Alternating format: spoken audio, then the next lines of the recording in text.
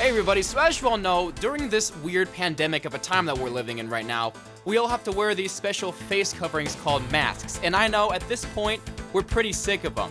But just know that in many different situations, we're actually saving lives, which I really appreciate. So actually, while I'm on here, I wanted to talk about something real quick. So there is this special type of mask that was made for performers and singers, which I thought was very interesting. So these type of special masks go on your face, but actually it surrounds your mouth where it doesn't exactly touch it, but there's room around it where you can kind of project your voice. Now, I know there were a lot of schools who are kind of putting these out, and maybe possibly Broadway too, but I just found it kind of interesting. So what these really entail is that you'll be able to perform with these masks whenever you're on stage or off stage or anything like that. It's used so rather, since you can't sing with an actual mask, you can actually sing with these types of masks to help better your performance. So what I mean by that is you could put a mic through it and it would still be safe. I mean, these have to be treated like normal masks, but I just found that kind of interesting because I didn't think you could sing with masks at all.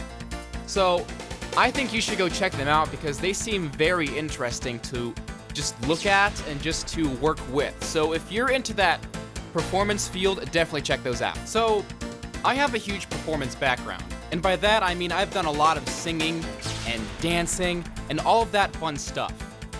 So I know a lot of singing, especially with large ensembles like choirs. They require a lot of voice power and breath, and sometimes when people are projecting their voices, it sometimes spreads molecules into the air, which lands onto other objects that might surround them. So if they're standing right next to somebody, then that could be a problem. But luckily, with these types of masks, that could easily take care of that problem. So here's something you should take note of too, price-wise. So these would tend to be more expensive than normal masks because of the unique abilities that are given to the person wearing it. Well, here we are, 2020, a year to remember, the start of a new decade, the beginning of more opportunities, possibilities, and tons of adventures and quests to go on. This year has especially been tough for most because of the constant changes of maintaining a safe distance and just being proactive, staying safe, making sure you're staying clean and all of that kind of stuff. And there are many situations where schools and classes have been online or hybrid, and by that I mean online and in person at the same time. Anyways, thank you so much for listening. I hope you tune in next time to Entertainment Unzipped. This is Elek Kitchen from WZIP. Hey everybody, it's Elek, and welcome back to another episode of WZIP Entertainment Unzipped.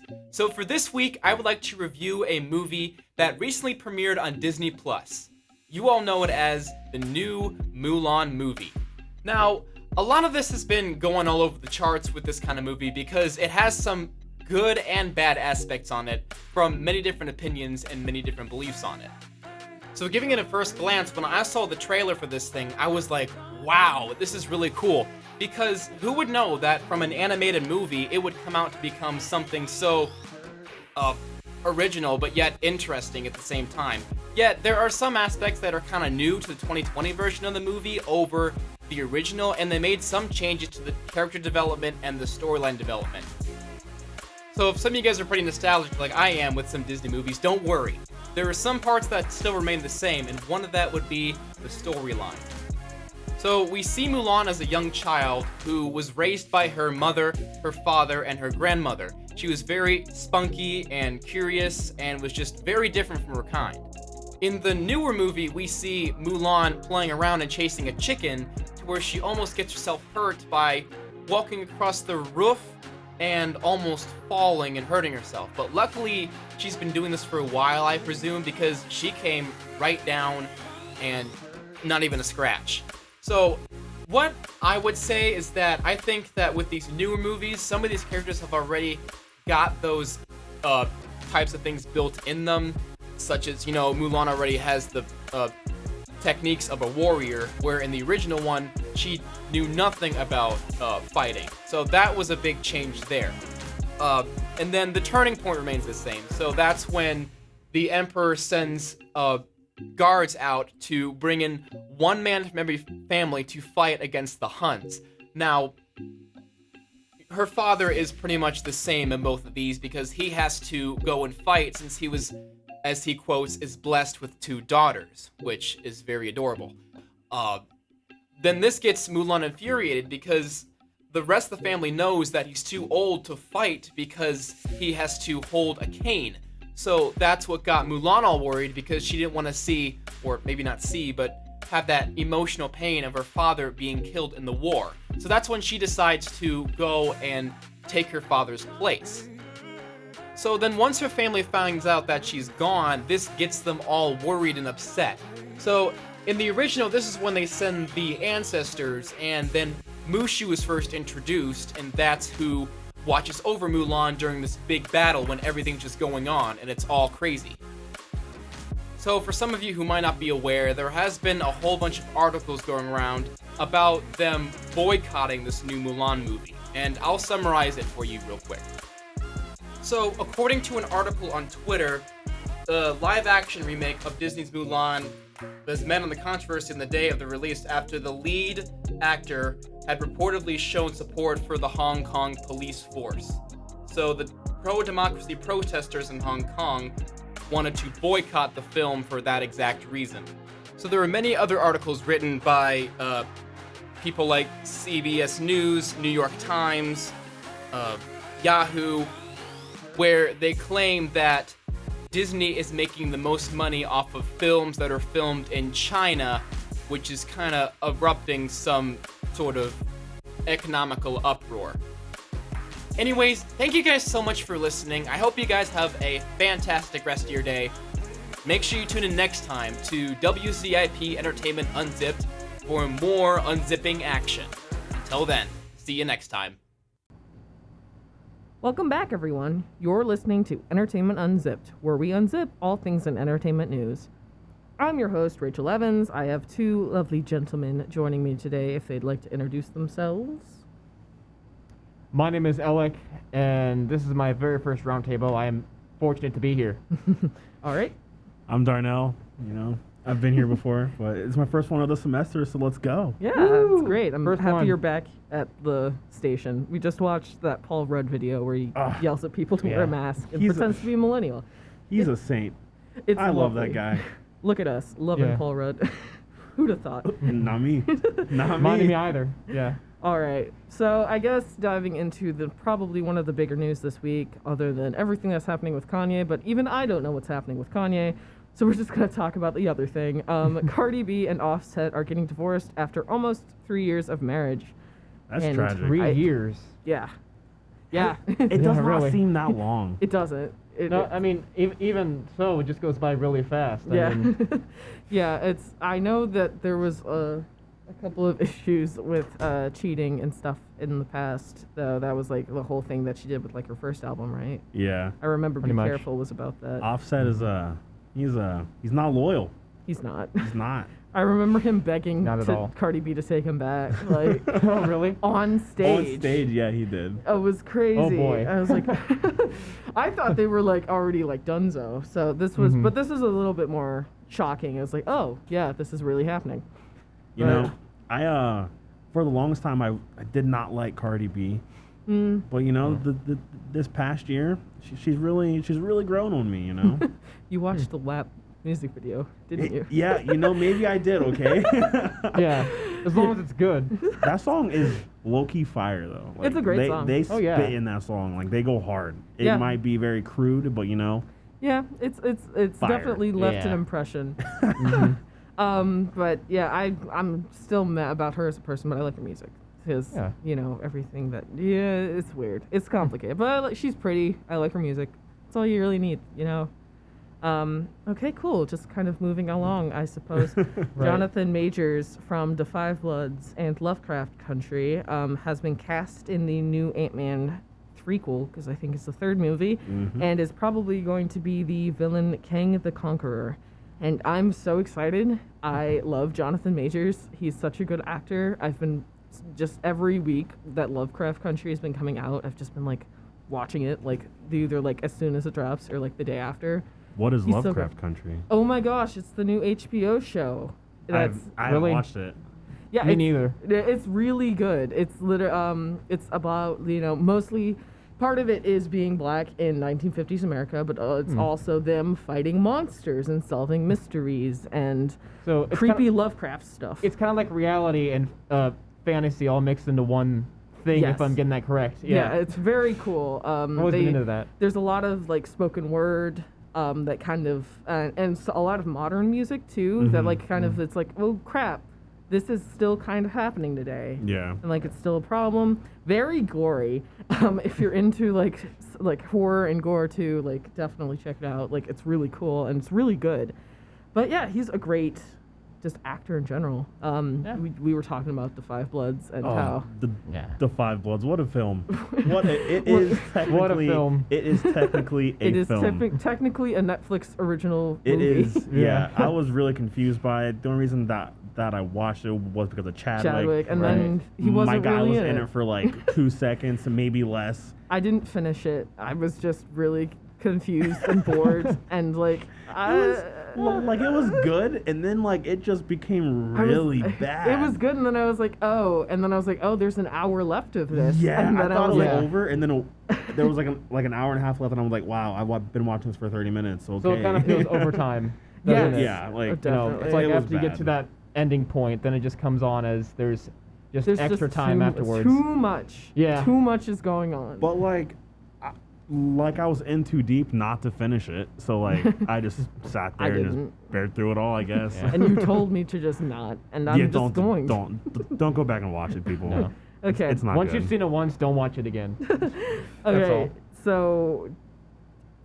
And more things that shouldn't kind of on the flip side, because I feel like it definitely shouldn't have ended.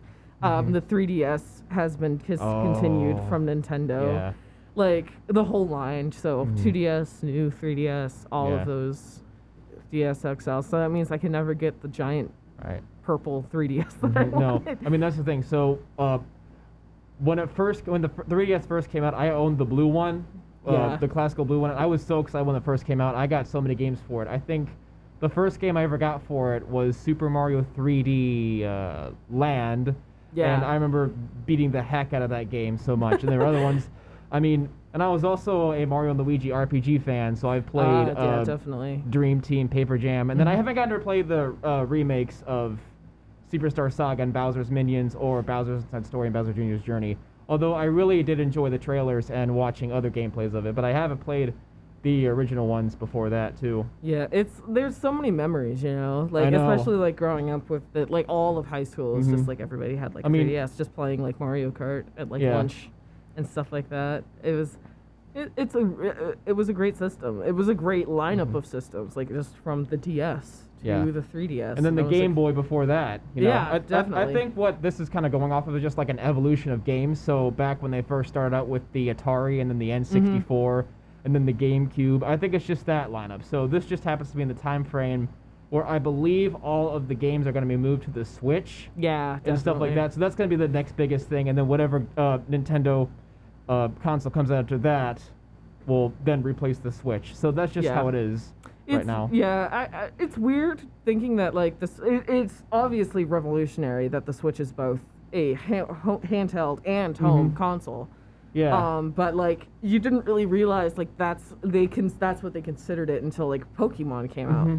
Like on the Switch, you're like, oh, this is a handheld console. Yeah. Like, but also I could play this Pokemon game on my TV without like a GameCube, like the old like GameCube thing that you would put like on Yeah. your the Game Boy GameCube like Right, attachment so thingy. I don't even know how that works, but I think I don't know. And I think the PlayStation that same thing too, which we'll talk about in a little bit. Yeah. But they had that same thing where actually I own a PS Vita Yeah. when I originally wanted the PSP, and what my PS Vita had is some sort of like connection to your PlayStation 3. Yeah. So I wasn't sure what that meant, if you could use your PS Vita as a controller for your PS3, or if it's just some sort of connection, like if you connect your iPhone to your Mac or something like that. I mean, I just wasn't sure. It was just on there as one of the applications, and I just found it very interesting. Unfortunately, the PS Vita is the only PlayStation device that I own, but I mean, Yeah. I think it would have been very fun if I would have checked that out if I had the opportunity to.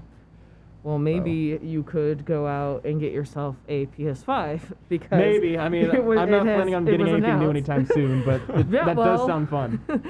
Do you have any thoughts, Darnell, on the 3DS? On the DS, no. I was never a big Nintendo kid. I was more of a PlayStation Yeah. All right. / Xbox kid. But I remember I had like the first DS, and we would play it on the school bus, and like I don't know how, but they would like they would link up, and we would play this Donkey Kong thing, and it was just like the coolest game that was like. It was the coolest thing that I had played back in junior high. I was a beast at that. Yeah. I would wreck everyone that was coming on the bus. Nobody wanted to smoke. Nice. Okay, well, we have talked. We got a PS5. We got a PS4 fan. Somebody who's only has one thing. So I guess it's a little bit. Might as well just transition into our next point. The PS5 launch has been announced. PS5 itself has been, kind of announced already over the past couple of years. We knew it was coming. It has been announced that it's going to drop on November 12th, and the price is going to be $499 for the just a regular one. I know that the just digital only is only going to be, I think, $300. It's $399. Yeah. Yeah. Or $400 to be exact. Yeah. They always drop it $1 loan to make it seem like it's much at a cheaper price than it actually is. Yeah. That's how marketing always works. But yeah, But $499, $500. What's the difference? The Xbox Series X is also going to be around $500 for the regular edition. I think digital editions of the hardware is very interesting step that I guess we're going in with games, but like with things like Steam, I guess like that's been a thing for a while, but like with home consoles, it's so odd to me because like I like having the option of doing both, and I know people like game collectors, like my boyfriend, like they're like physical only. So I guess we're getting the more expensive one. Yeah, what do you guys think? Or I know you said you're probably not going to get it. So you do have the option of either getting the physical cartridges to games or downloading stuff. I've always a fan of the physical cartridges. That way I can actually keep track of everything that I have, because I don't like applications that take up memory. So, because I just like collecting the cases and the cartridges and stuff like that. Well, they would still take a memory on the PlayStation, like regardless, because you would have to like download the disc to the hard drive on the PlayStation to like even be able to play it. So, nowadays, it used to just be you plugged it in and it was you played it, but I really should just be the disc. And I don't see like a point to get the one with the disc drive in it, because when was the last time you bought it, like a DVD or a I buy Blu-ray DVDs. disc? I buy them cheap, like and used, but I still like get like DVDs from the library. You do? Yeah, I literally just watched Kingsman 1 and 2 yesterday with Blu-ray copies from the library. From the DVDs. Yeah, but so that's probably another reason. Like they're my only DVD players too. So but yeah, that's just me. I just don't see like I'm a person that like if I don't need the disc to play the game, I'm not going to buy the disc. Yeah. I like the disc just to have it, but if you don't need it, and the one that you don't need it with is $100 less, for sure go get that one. Two of my friends, so I guess they were supposed to do the pre-order drop today, but Walmart and like Best Buy, they said no, and they did did it yesterday, and the pre-order drop sold out in like 2 seconds, like 30 seconds literally. Okay. Oh my gosh. And then so my buddy stayed up, and then when Amazon did theirs like this morning at like 12 o'clock, they got the one that doesn't have the disc drive on it, and I tried to, but I was late. I feel it. So I'm probably gonna have to wait until next year to buy it, just because they're going to be so sold out like everywhere as soon as they drop. Right. Sort of the same thing with the Switch, like in both accounts, like the Animal Crossing edition of the Nintendo Switch was so hard to find. Yeah. I had to like go out at midnight to Meijer to get it. New Horizons, is that what you're talking about? The new Switch that came, but also like on the other flip side of shoot, what was my point? The other flip side of just, you know, the whole digital only thing. Because then there's games that, like literally last week when I was talking about on Skype program, like once it's gone, like off the shelves, it's just gone. Mm-hmm. Like you don't have that copy to play anymore. So I feel like there's pros and cons to both. But we've been talking about this for like a good couple of minutes. So I guess we should just move on. Black Widow is most likely going to be delayed again, and I believe the date that they're thinking of delaying it to is November 2nd. And Soul, the new Pixar movie, is most likely going to be released on Disney+. What do you guys think about? I'm really sad.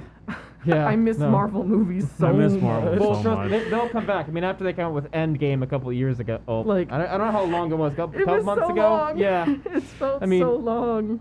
Now, I've never really gotten to watch many of the Marvel movies. The first one I've watched was Endgame, which is probably a terrible place to start. No, Why would you why would you start start there? at Why the would you end? start Because at the I'm- last? Why would Yeah. you start at the end game? Well, because I never really watched Marvel. Yeah, And but I then- just so happened to go see. Well, you know, that'd be like going to see, I guess, some sort of or exhibit and then or something, and then just wait. You know, you don't It's get like to the end watching or something. I the can't think of a good prequels, example. the both prequels for Star Wars before you watch the original. It's like Well, ruins no, how about everything no. for your Well, I would that's say not like watching the that. sequels first before the because You know, the that makes prequels so then much you'd sense, watch yeah. it in chronological order, you know, because that's what I've always thought of. Even though episodes 4, 5, and 6 of Star Wars are written first, it starts at 1, 2, and 3, even though those didn't come out until a decade later. So I think that true. would still come first. I would say that'd be like watching The Rise of Skywalker first. Yeah, Yeah, not. true. If See, you watch The Rise of Skywalker first, what are you doing? should Unless just you're like never, a 4-year-old kid. yeah, like never watch the series after that. Like honestly, But serious, like my theory when Disney Plus came out and they started doing originals and stuff, I was like, they're just gonna dump all of their worst movies onto here. But I guess they were just fate would have it, a pandemic arose, so they just dump all of their movies on there now. like And Mulan. I'm just Disney like, Plus like and in Mu- and- Mulan, but that made like $5 million, which is not like it's not good. No. But like I was like, I'm not gonna pay like $30 to see Mulan on top of like the subscription thing. But I will do that for Black Widow. Oh, Because like yeah, that's something Well, I that think it like, depends on preference and taste. You might be Yeah. more of a Black Widow person, but someone might be more of a nostalgic Disney person who wants to see remakes, even though I wanna they've done see- Aladdin, Lion King, I'd and those pay- kind of movies. but that too. I'd pay $30 for an original movie rather than a live action remake. But yeah. with Mulan, it's not like the same story as it was No, before. It's it's more worse. of the. Well, Everybody's It considered. doesn't follow the same storyline. it's It doesn't more have any of music the in it either. traditional like legend like of Yeah. Mulan rather than like the Disneyfied movie Yeah. that we Yeah. got back in the 90s. Yeah, I was kind of disappointed when they didn't add any songs or anything, because you know, with the other remakes they kept the songs, but with Mulan Yeah. they completely wiped that out.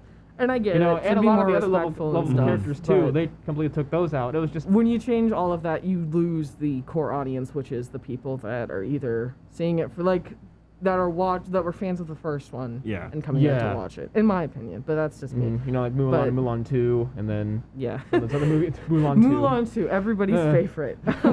Moving on, but not really. The Mandalorian trailer for season 2 has dropped, and Yeah, I think that's that it's exciting. coming out October 30th. This is Yeah. the way. This is Yeah. the way. I can't wait. This is the way. I'm so I excited. can't wait. I don't even have Disney Plus right now because I kind of stopped liking it as much. I But feel you it. know, it's Halloween time coming up. Spook season's around the corner. I'm Yeah. gonna need to watch me some Halloween Town, and then The Mandalorian season 2 comes out. So like it's gonna have to come back. I can't wait for it. Literally just watched I'm Pedro so Pascal excited. again last night during Kingsman Golden Circle, and I was like, this is great. And then I was like, Right. Mandalorian is like coming back, and I was like, this is great. Everything about him's great. I'm excited. I did not watch the trailer because like I hate like. If I can avoid trailers for things, then I will. So I go Why? in fresh. I Okay. don't know what's happening. I don't know where it's gonna go. I don't have clues as to like where the story's gonna lead. I But, guess that's kind of clever the way you think of that too. yeah. It's like I I mean, want to go 'cause- in with like a fresh mind. Yeah. Just With like no idea. No idea. For what's going to happen. Yeah, but like but what maybe if it's like the child is okay. what I if don't it's know. a sequel? So since this is a season 2, wouldn't you have some idea of what's happening since you've Well, seen yeah, season 1? but like I have a terrible memory, and Me so I too. just I don't remember rewatch the things, series yeah. and then I watch it again. Mhm. But yeah, just to get me hype. But that'll be Yeah. fun. Kind of in sort of Disney news. Not really. She's a grown adult now with her own career.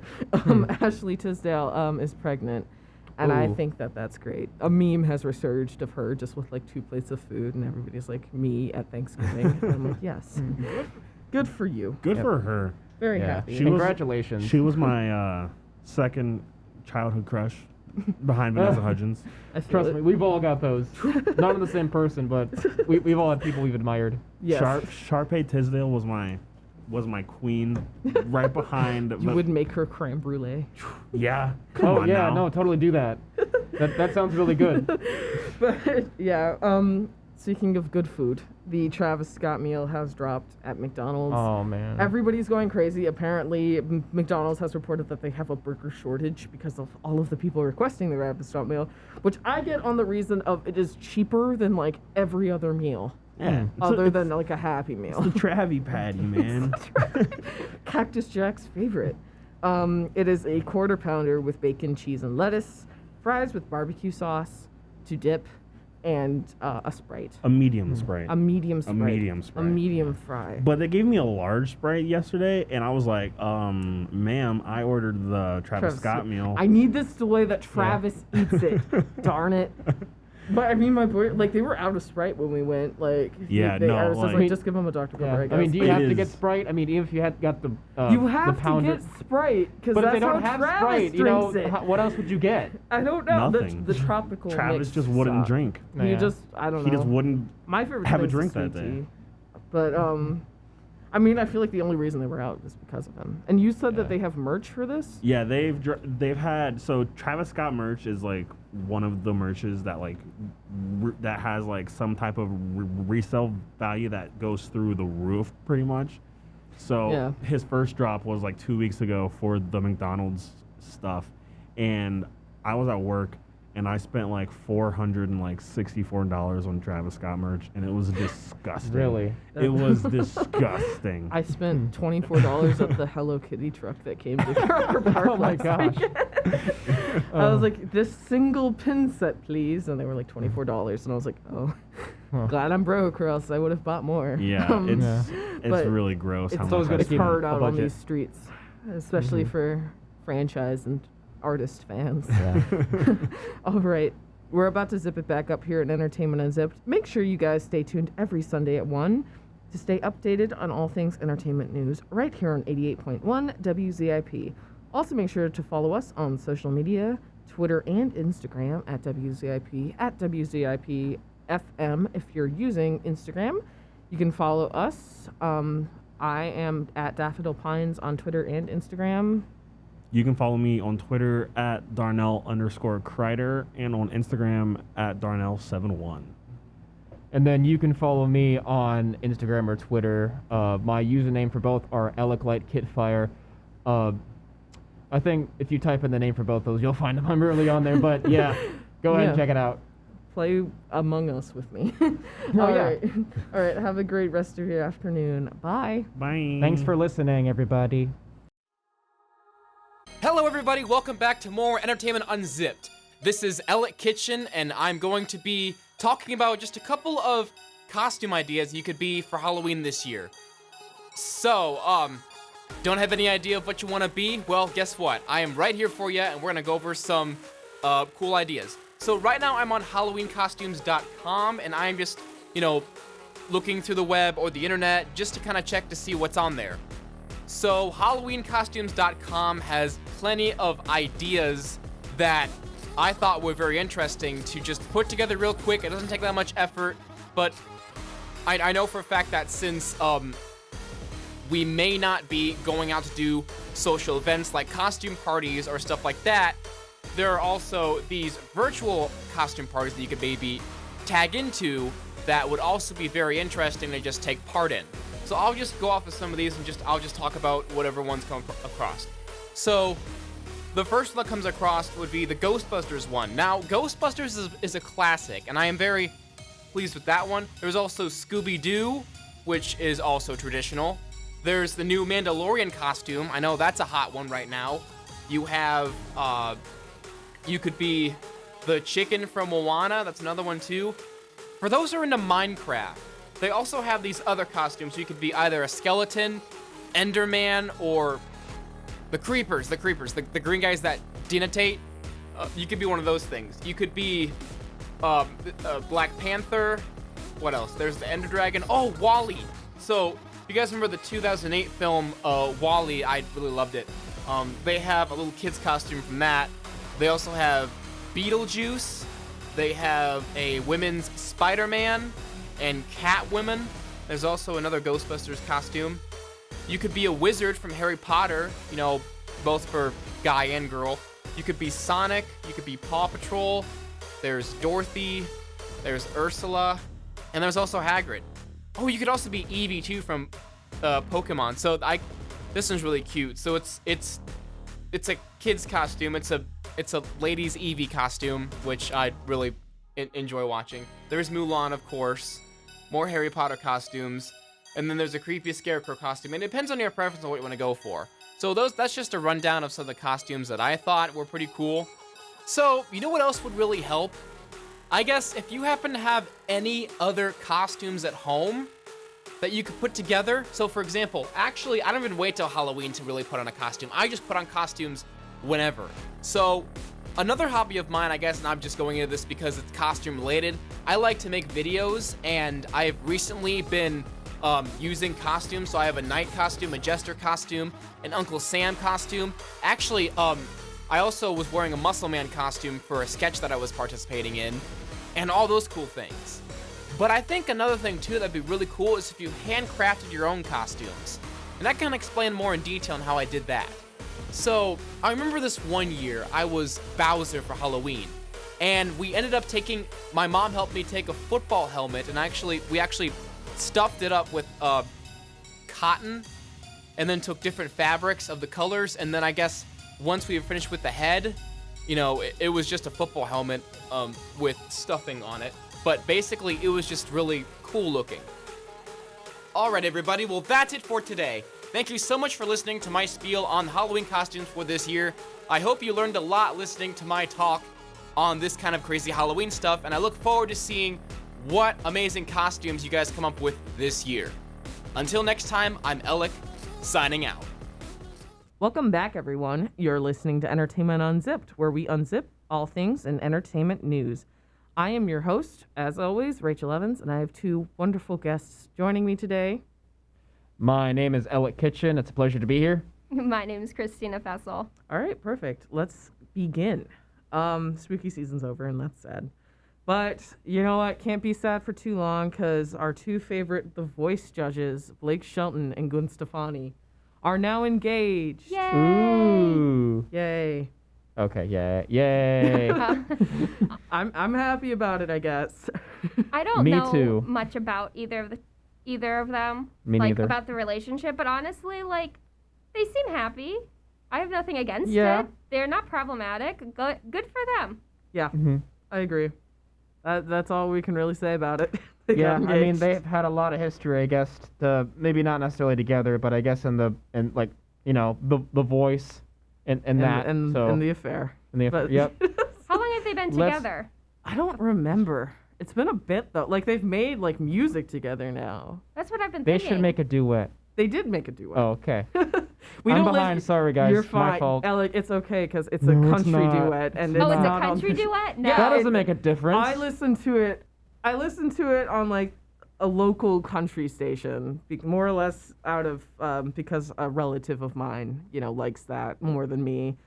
No offense to country listeners out there, I'm quite a fan. But yeah, it's a good song. Type of music doesn't make a difference. All music's good. Yay! Yay! Music. Who Music. doesn't like music? Speaking of music, let's just move on. Okie dokie. Drake confirmed that his new album on his 34th birthday. He's old. He's 34. No. Well, okay, Degrassi did come out Time goes by fast. Yeah. a fat minute ago, so But that makes sense. He looks like 23. That's the thing. Well, you know what the oh, beauty he's is? gorgeous. What? I don't know about all. No? I don't see that. Oh, okay. Well, to each their own. But he confirmed on his birthday, his 34th birthday, that his new album will release in January 2021. Yeah, and everybody's excited. I think so. Apparently. yes. He has some good songs. No, he does. No, He does. has some good. No it's shame. just- it's been a hot minute. I will say that since he's released something. Yeah. Every single time I hear him on WZIP, it's from a couple years ago, and that's not a bad thing. And they are pretty good. It's just I think we're all a little ready for some new Drake. Oh yeah. We're all ready for some just new. Yeah. Just knew anything. A new at day. this I'm point. ready for a very trainer Christmas. A new decade, a new lifestyle, new music, new Anything. everything. We're gonna change. Here we go. All now right. it's like a DJ. Okay, Neil, calm down. Okay. I'm kidding. Neil, I love you. Please don't hate me. No, he doesn't. Batwoman has unveiled a good first look at Javicia Leslie's new costume in Batwoman. Basically what happened with the Batwoman show is my fave, Ruby Rose. She left the show, she parted ways with it, and so they brought in a new Batwoman, and I think it's a continuation. I haven't really watched the show, but I think her new costume looks dope.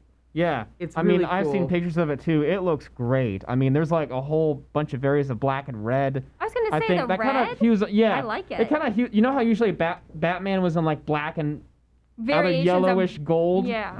Here she's black and red, and her mask is different. I Yeah. was From gonna Batman. say I like it. Similar I but mean, different. I'm only looking at a picture from like the navel up, but like from Yeah. that, I mean that looks like No, a I've seen very good almost costume. Full body pictures. There's a full body picture. It's everything but I think her boots, where she's like wearing I think tight leather all over, and actually she has It's you know pretty how good. Wolverine has those what are they called? Like those The metal claws. gloves. Well, not Cowl thingies. somewhat. The pointy Anyways, gloves. maybe. On But yeah, the- there's on like the a thing. glove where it's completely red, and I guess it goes all the way down to like her elbow.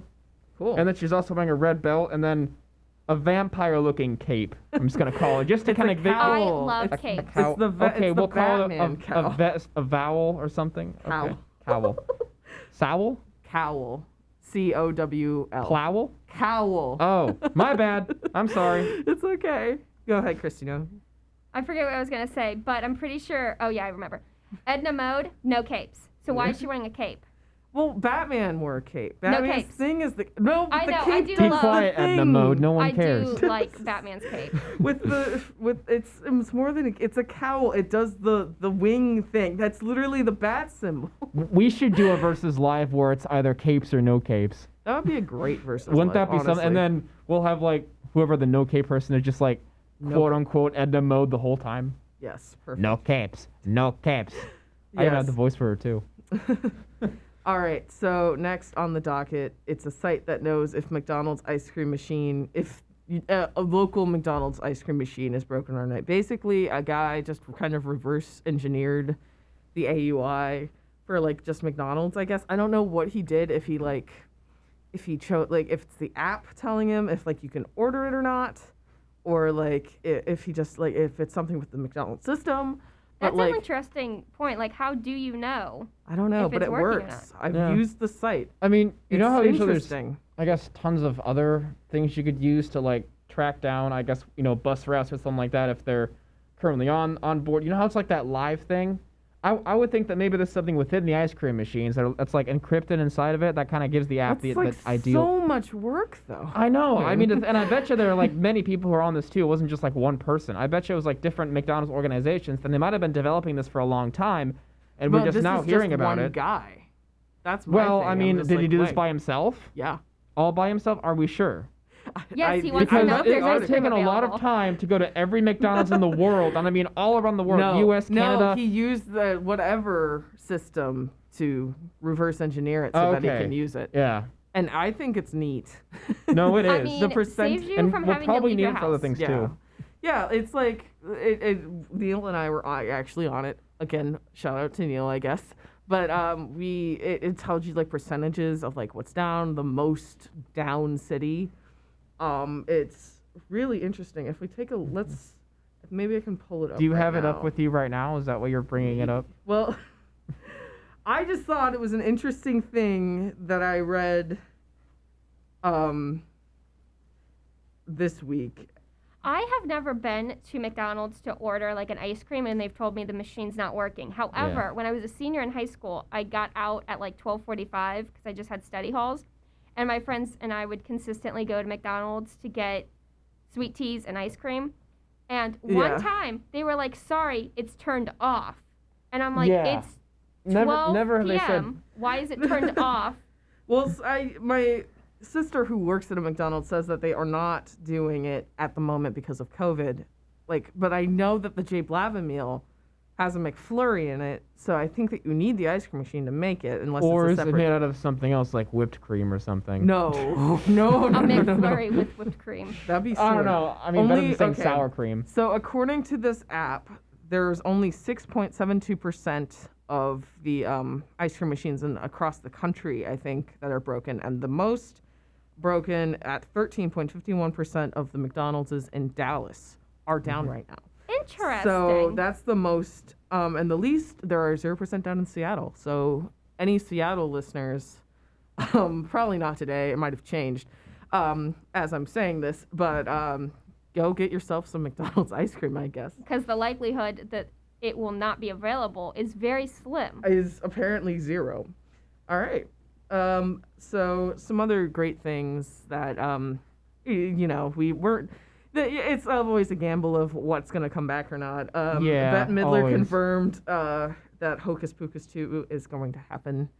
I don't know how soon. I just know that it's going to happen. And I'm not going to say that I'm excited, but I'm not mad about it either. Well, let me just say this. I really liked the first one they made. Yeah, I think a lot of people all do. 3 of these ladies really brought out that, I guess, that, I don't want to say cringiness, but just the fact that it's like they did it so well that you could either be like for their acting or just against their character if you were rooting for the main character. Yeah. They are just such good villains because So- they really wanted to live. You love to hate them, sort of. I mean, Yeah. I don't know. That can vary. But, I mean, I guess they just played their roles so well. So I think that many of us, not everybody, because sometimes sequels don't always go as planned, but many of us would be excited to see these 3 ladies together again in action in this type of film. Yeah, And I can I'm guarantee you that. I'm just worried that it's going to happen and people are going to be like, well, it's not as good as we were expecting it to be, or they Yeah. left out this major component from the first one and it's just not great. And I feel like with every reboot, you have people who are super excited about it because they just like the character. They're not really there for like a reinvention. Mm-hmm. And then you get people who are like, well, I wanted it to carry on. And I don't know, I'm conflicted because I'm excited because like doesn't affect me. It'll probably be interesting to watch. But am I going to see on social media how it was a letdown? That's the question. Maybe. I Yeah. bet you some are going to have bad things to say about it. But, I mean, now here's the thing that I think it comes from a point where, if you guys are familiar with the Incredibles 2 and Frozen 2, I think there was that element that they had from their original movies that they might have left out in the sequel. So, for Yeah. example, you know how Frozen had, like, a good storyline? And this, like, there was just Yeah. some, like, history, I guess. Then Frozen 2, I don't think the story was as strong, and then I think it was just filled in with, like, other songs that really had no other reason of being there than just filling in the entire movie. Yeah. And then The Incredibles 2, like, the first and second one I'm quoting. So at the end of the original Incredibles, they go against the villain, the Underminer, and then, you know, usually if you ever, like, I bet you before the time when Incredibles 2 came out, people would think, well, Underminer is probably going to be the star villain of the second movie. But then here he's not. You know, That's we true. have all this other stuff that just came in randomly that you wouldn't expect. I guess some would want to, like, kind of carry on with what the first movie had for a sequel rather than have an That does entirely bring new up a plot good of characters. point. It's like, You know what I mean? Yeah, like what point do we go back after this? You know, Yeah. like, Yeah. because Hocus Pocus, it came out like all the way like early '90s, I think. Mm-hmm. Yeah. So like, where like is it like they're grown up now? Is it like kind of like new set of characters Yeah. completely other than the Sanderson sisters? And that kind of like the whole subverting of expectations to things. In the words of Dom Draper, where he describes about like nostalgia and like literally the first episode, I think it's like the pain of remembering something. Like that's what it is. It's like it's not gonna please everyone. Right. So like, it's clearly either a money grab or you really have a good idea. Yeah. So And I'm it not might be a like, money grab. The like, entertainment industry is. it's really hot right now. It's like the most popular Halloween movie, I think. Like Yeah. it's always on Freeform. It's like the one thing that like everybody loves, and I like. It's not my favorite. Like it's, I will say it once. I've said it once, and I'll say it again. Nightmare Before Christmas is overrated. Don't you ever no. say that. Oh no, it's battle time right now. Yeah. No, that I is like the that best. movie, though. And I don't get why I understand. Well- like the animation is. Let me Okay. finish this. That's fine. No, I have Okay. my. you can ask me questions too. Now, yes. Or I can ask you questions, just so we're on the same page. No, I have to say my statement. It's beautifully animated. I am For a the huge, time period, yes, great. I am a huge Yeah. animation advocate and fan. The story, like just everything though, the music, the story, like it's not worth the hype of like continuing to make all of the merchandise that they're making for it at this rate and just the obsession. I don't think that it's like that good. Like it's not, it's good, but and it is a classic, but I don't think it's the whole like holy grail of like Halloween things. I'm just Well, I mean, because if you think everybody about it, sleeps on Addams Family and Addams Family Values. It is the best Halloween movie, and that is it. That is my 3 cents. I know Halloween's over now, but like, But let's well, talk it's about only it. the That's first my though. 3 cents. I bet you some of us have a little more Halloween juice. We just need to kind of fill up before we go into the Christmas season. look, I know So- your pumpkins are still out, so just Yeah, remember they that. are. Better get rid of them. But yeah, okay. I think we've spent too much time on this, but That's so fine. we'll move on. But yeah, speaking of things that are coming back, I guess. More Jon come back. Stewart is returning to TV after 5 years after he left The Daily Show, Yay. which is yes, it's very much a yay. He's doing a thing for Apple TV, even though Apple TV is the worst right now because they took away my Peanuts specials. Everybody's doing Apple TV. I'm seeing so many commercials, and I'm like, well, now I'm I gotta not- get Apple TV. I'm not Well, I mean, what's so convinced. special at Apple TV other than these other things like They have a lot Netflix more or? originals. Apple TV. Okay, it's to clarify, it's Apple TV Plus, I guess, because like Apple TV is kind of like a Roku service Well, what about where it Hulu has and like Disney channels. Plus? That's what Apple TV is. It's like in Roku, it's like it has all of the channels. Apple TV Plus is just the side service it's that just you can another also. resource, You I can guess. also you also pay additional stuff for Apple TV Plus stuff. So like you get extra shows and stuff, and I don't think it's Okay. worth it, except unless you're a diehard Peanuts fan, because all of the Peanuts specials are on there now, and apparently this new Jon Stewart show, and I'm just like, I'm not convinced. But go ahead, Yeah. Christina. I'm sorry you were saying Go ahead. something. No, I'm just saying, like, I see so many like ads for Apple TV, and they're all like original shows. I'm like, they kind of look interesting, but also like I have so many streaming services that like, do I need to add another one just for a show? That was like on the list of streaming service. Apple TV Plus is like at the bottom right Yeah. now. Mm-hmm. Like even like the second up, I guess for me would be CBS All Access, and I do want that, but it's like a Christmas gift ask of like, can you get me a subscription? Yeah, that, like you're not gonna pay CBS for it All yourself. Access. Right. Like I'm not gonna pay for that. But like I'm not. I don't know. Like it's such a wide range of categories, which I get. Like you need that so like you can draw different kinds of like audiences in, but like I don't know. It's mostly drama though that I've seen, and Central Park. Central Park's the only one that I've been like, huh, maybe. But yeah. Okay. So we're gonna talk about some more originals. Selena, the series, the trailer for it. It's a Netflix original, has dropped, Okay. and it looks great, and I'm excited for it. Well, yeah, that'll be awesome. It's a limited series. Huh. Selena's like, I didn't even know about her until I was like an adult, and I felt so bad because like her music is awesome. Yeah, So is this Gomez or is this someone No. else? Okay. not Selena Gomez. No, Okay. it's Selena from. She's her own artist. She's a Latina Okay, artist yeah. from the '90s. It's a very interesting. Maybe you'll be able to learn more about her if you watch the limited series. Okay. you go. Yeah, I better do that then. But her actress the looks time. just like her, and it's like, I'm excited. I'm Good. sure a lot of excitement. I've heard a lot of excitement around it. Mm-hmm. Netflix is killing it with its originals lately. Netflix Yeah. is doing a great job. Yeah, I think they just upped their service fees though too. It's like $13.99 instead of $12.99 now, and $17.99 instead of $15.99 for premium. Mm-hmm. Interesting. And I don't get that because like I feel like it's weird because like I'm sure that there has been some sort of up in sales because COVID, because everybody's at home like watching Yeah. TV. Why would you need like did it go down somehow? Like What is the need for increase of prices? Well, I think they're After bringing a lot. canceling all of those shows too. Probably because they need more money somehow, since they can't really do all these other movies or in-person shows. They probably need some other source of money. Yeah. So they wanted to increase the price. Since everybody's at home, now they're gonna get more chances of people watching stuff on Netflix or Hulu or Disney Plus because everyone's stuck at home. So I think that's what it is. I bet you it's something to tie in with that. Yeah, just the timing seems weird.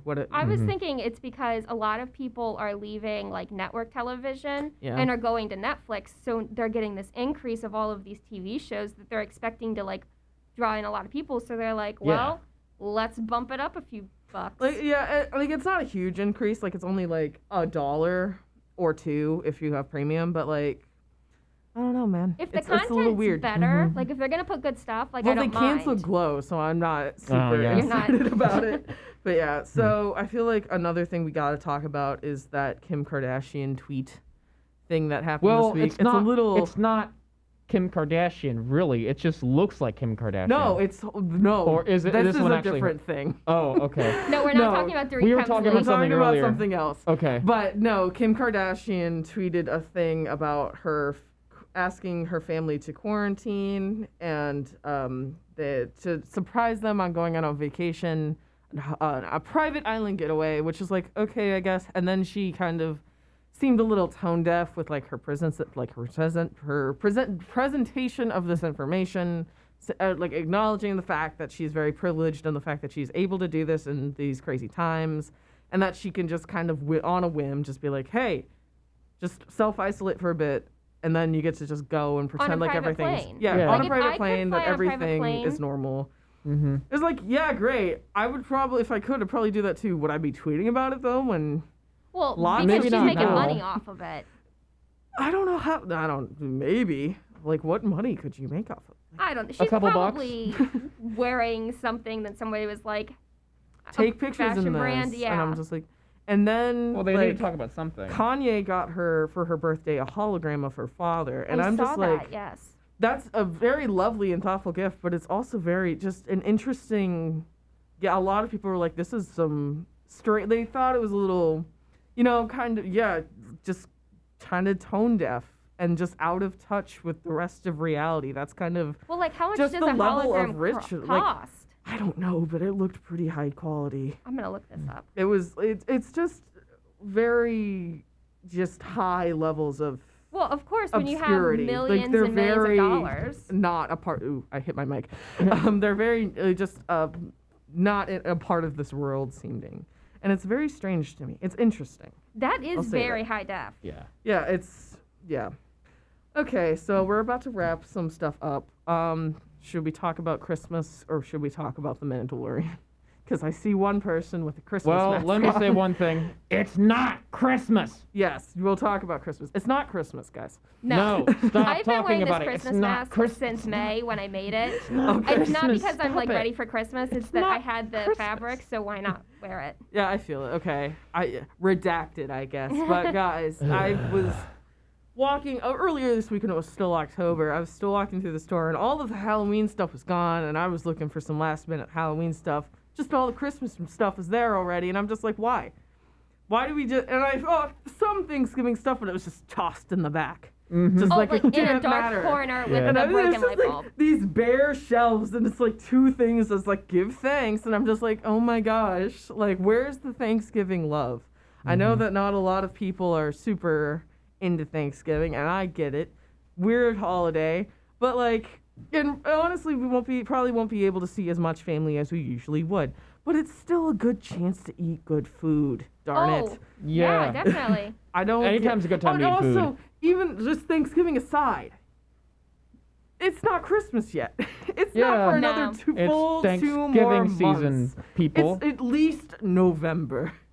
I don't listen to Christmas songs until after Thanksgiving. That's how it needs to properly That's be what done. you're supposed to do. Yeah, that's how you do it properly. I do like people. how I do have an ugly Christmas sweater that I feel like I'm allowed to wear before Christmas or even before Thanksgiving because it's just a Game of Thrones one that says winter is coming. And I feel like Yeah, it's that's just fine. foreboding of just all of this terrible weather to come. But yeah, Okay, we can wrap it up real quick. If we want to, we can do our quick Mandalorian predictions. Let's just Mine say, is they're gonna pull some interesting thing about a previously known trilogy character and bring it into this one. yeah. All right, go Or ahead. that Alec. that there's some origin about Yoda. So you guys remember the baby peanut or baby nut? So if they do some of that where it's like Yoda where he passed away, I guess in Return of the Jedi, and they bring him here, right after, since this takes place right after Return of the Jedi, I would think that that'd be kind of a neat thing too. Or that he's maybe Yoda's, relative or something, or like a little baby cousin. All right, Christina. I think there's going to be a second child, so like a baby Yoda twin, just gonna like show up somewhere, or maybe there's like a whole like host of. Or like there's a whole bunch the of these children. guys. What if Yeah. there's like a whole planet full of these guys? Yeah, that's what That'd I'm be crazy. thinking. And then they eventually travel to this planet, and then it's What if like they become an they're all like, invasive species? There you Yeah. go. There you go. Yoda will actually have a species of his name. We won't call him Baby Yoda anymore. All right, We'll finally Great. get over that. great predictions, Cool. guys. All right. Hello, everybody. Welcome back to another episode of Entertainment Unzipped. This is Elek Kitchen, and I'm going to be talking about my top favorite trending games of 2020, 220. So, I know quarantine is pretty much old news, and I'm probably not going to want to talk about it ever again, but since this relates to the topic, might as well dive into it. So, up first, we have Minecraft. Good old Minecraft. That block building sensation of complete peace and utter time going. It is also the most oldest trending game that I have ever encountered in my entire existence, but let me tell you, it is one amazing game. So for those who don't know what Minecraft is, and how could you not? So Minecraft is a game based off of building blocks. So you can create your own little world and play as a block figure where you can build different things such as houses, boats, even use different gadgets like rails. There's an unlimited amount of possibilities you can have with this game. So when I talk about this, I'm mainly saying that each of the blocks have different abilities. So there's water, there's lava, there's snow. So it's kind of pretty much more of a creative-based world where you can either play creatively or go in survival mode. Creative mode gives you the unlimited amount of resources that you can use to kind of puzzle your way through the game and just unlock so many different abilities, where survival mode is kind of different. You want to use survival mode to make sure that you don't get killed off by zombies or any other creatures, so creative mode has unlimited health, but survival mode has health where you need to be careful and not get killed. So I think that's why Minecraft has been such a popular online game, because of how much creativity you can put within it. So do you guys remember Fortnite? Yeah, good times. So this game was pretty popular back when I was in high school. I think there were some who would talk about it non-stop. Now, I don't know this game as nearly as well as I did with Minecraft, and I remember back when it was Minecraft's rival, and therefore people kept saying it was such a bad game, which, I could differ less, and therefore I wasn't a big fan of it anyway, but I just knew so much about it because of how much it trended YouTube and the rest of the internet. So I would say I think Fortnite is more of like a survival game. So I guess, to my knowledge, you can compete with 4 other people on a team, or you can have up to 5 people on a team, or you could do like a 1v1 where it's Royale, everybody versus themselves. You could team up with a partner and take everybody else down, or just, basically other groups. I'm not too familiar on it. You could level up and get new weapons and avatars and abilities, but since I've only played it, a couple times on the Switch, I'm not too knowledgeable on it, but it's been very popular. In high school, it was everybody's favorite. So next we have Fall Guys. Now, this is the least familiar game that I have on the list, but I still think it's worthy of talking about because of how trendy it was. So Fall Guys, I believe, is kind of the same survival idea, but instead it's more of a obstacle course-based game. Now, with Fall Guys, I guess, from what I've seen, there was like 2 different gameplays you could do, at least. So one was trying to get from one objective to another before your opponents, and it could rally up to like 50 other people, and it's based off elimination. Or you can fight over some type of prize or something where if you have like some sort of tag, you can walk around a stadium and then others are trying to chase you down with that tag. But you want to make sure that if you're the one who has the tag for the longest amount of time, you better watch out because others are coming after you. So, I don't know much about Fall Guys, but I think it's just a cute game to mention. But anyway, we'll move on to the next one. So for the last game, I saved this best for last, by the way. So it has to do with being trapped in outer space with a bunch of other people who are trying to survive death. That's right, you guessed it, it's Among Us. So I have never, ever played this game, at least as of today, but I know the majority of it. So Among Us is basically a game where you play as one of many little creatures, in astronaut suits. You'll have one color, you could be blue or red or green or orange. But anyway, you're trying to do tasks on the spaceship with your fellow colleagues, but it appears that one of them is an imposter. And you've got to watch out, because that one imposter that is hidden throughout the entire ship crew is trying to take every other, I should say, astronaut or person down. And what your goal is that if you're not the imposter, to try to examine each of your crew members and figure out who the proper imposter is. That's why it's very important. So I really like that game as well. It sounds very fun. Everybody's playing it, so you should too. Well, anyways, that'll be it for this episode. Thank you so much for listening. Please take the time to listen to some of our other packages and updates and all this other cool stuff that Entertainment Unzipped has. But in the meantime, see you later. Welcome back, everyone. You're listening to Entertainment Unzipped, where we unzip all things in entertainment news. I'm your host, as always, Rachel Evans. I have two lovely guests joining me today. Hello, everyone. My name is Megan. I'm back with my last roundtable. And my name is Elek. I am currently at home. Yeah. I had to be quarantined, but it's great to be on the show with you guys. Perfect. Yes, this is our first almost entirely not in person. Well, I guess we are all not together, so that's weird. And it is Megan's last roundtable as she will be graduating this semester. How are you feeling, Megan? I'm feeling relieved as we're reaching the end, but I'm also quite happy, sad, mixed emotions. I've loved my college experience. I've loved WZIP, been a part since my freshman year, been a part of entertainment since it started, and to say goodbye, it's bittersweet, but I can't complain, so I'm excited. Well, I know you will definitely be missed, especially by me. You're such an inspiration. I absolutely love you on Versus, and I've loved working with you all this time. And it's great to have another Central Ohio gal around here to work with. Oh, thanks. Yeah. Yeah, Columbus natives. Yeah. They're in here. All right. Moving on to bigger and better things. That's what I always say. Yeah. But you'll always be remembered, Megan. Thanks, guys. It's an honor to be on this last roundtable with you to finish it off well. So Yeah. Yeah, I'm I'm sure the deal will excited. get to it. Yeah, we have a lot of things to talk about, so I'm excited. Yep, let's just jump right into it. The first thing we're going to talk about is Grammy nominations. They came out this week. We've got, it's a little bit of a mixed bag. They're going to take place January 31st, 2021.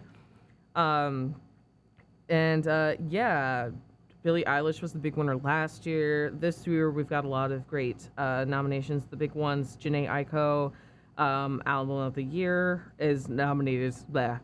Nominations for Album of the Year: Jhené Aiko, Black Pumas. I'm so sorry. Like Pumbaa and Timon. J.K. I'm Cole tired. Coldplay, Everyday Life, J.K. Kohler, Ham, Future Nostalgia for Dua Lipa, Post Malone's Hollywood's Bleeding, and Folklore, Taylor Swift. I really didn't want to butcher any of the other album names, so that's why I just said the artists. My apology. And then Record of the Year: Beyonce's Black Parade, Rockstar by the Baby, Say So, Doja Cat, Dua Lipa, Don't Start Now, Circles, Post Malone, Savage, Megan Thee Stallion, the remix with Beyonce, Everything I Wanted with Billie Eilish, Song of the Year: Black Parade, The Box, Cardigan, Circles, Don't Start Now, Everything I Wanted, I Can't Breathe, and If the World Was Ending. Lots of great things. Lots of Doja Cat, Megan Thee Stallion, Beyonce, of course, things like that. Billie Eilish, once again, Taylor Swift, Lady Gaga, Ariana Grande, Justin Bieber. So many awesome people. What do you guys think? Who are you excited I'm only to so do? familiar with some of these guys, and not all of them. So, like, when you read off the albums on the top, I was only familiar with Post Malone and Taylor Swift. Yeah. And maybe some of those other ones, but I've rarely heard of them. So it's just interesting because I think maybe we'll talk about what we'll be doing over the break here in a little bit, but I'm just saying maybe this should be one of the things to do, to where if there's like an artist or maybe a whole bunch, where if like you're in my case where you don't know a lot of these artists, maybe you can like give a listen if you ever want to like, make songs of your own one day and ever wanted to be, great songwriters, you can always take off of what these guys have done and maybe study on what music they like to write and how they do it. So definitely, yeah, for sure. And a lot of these guys have been on here for a while. So Taylor Swift's been a thing for a while. So has Mm-hmm. Beyonce. Yeah, totally. I'm not sure how long Post Malone's been around, but I think he's like one of the newer guys, at least in Mm-hmm. my book. Yeah, I'd agree with that. Justin Bieber has been one of those guys for a long time. So it took, I think, years for them to make great stuff. Yeah, totally, So, definitely. I guess we'll keep going. So actually, if you don't mind, I just want to say, for the pop solo performance, so I'm familiar with Justin Bieber's Yummy song and then Watermelon Sugar from Harry Styles. Mm-hmm. Everything I Wanted, I think I've heard before, but those other ones I have not. So yeah, okay, Megan, awesome. What do you think about some of these nominees? I see that one of my favorites on here, best progressive R&B, Chloe and Halle, Ungodly Hours on there. That's for me. What do you think? I definitely have I'm happy with some of the noms. I feel like the Grammys are known for purposely overlooking some artists, I would have to say, because it still gets them attention. Like, we're gonna talk about snubs here in a minute, but it's like, I do like some of the noms, like most of the noms, yes, they're very much deserving. Like you just said, Chloe and Halle, loved their album. Janae Aiko, loved her album. And some stuff, like Elk just said, I haven't listened to some of these artists, their work, but of course some of them are like popular with their records. I do have to say, the one thing I'm looking forward to is Record of the Year, because I feel like Black Parade by Beyonce was such a outstanding song. I mean, she's already a queen, and I'm not trying to be biased, but it really was, because seeing how the state of society was this past year, and that song came out at a great time to celebrate Black culture and celebrate us. I think deserves its recognition. But I definitely had some things with the noms that people who were skipped out on, but I mean, I think that's still part of the Grammys and their aspect. For sure. I definitely agree. I lost what I was going to say. I definitely agree with the Black Parade. Everything you just said with that, totally. Yeah, if it comes back to me, I'll say it. But cool. So we'll move on to some of the controversies that are coming. That's what I was going to say. You talking about how there are a little bit of a bunch of head scratchers when it comes to Grammy nominations and people being overlooked. I think Chance the Rapper actually said it the best last year when he was every time that we were out here, a Black person's out here making something new or original or interesting, we're always just placed into the urban category, because that's just how the Grammys work. You brought that up. I'm so glad you brought them up, because that is also one of my big griefs with the Grammys, actually.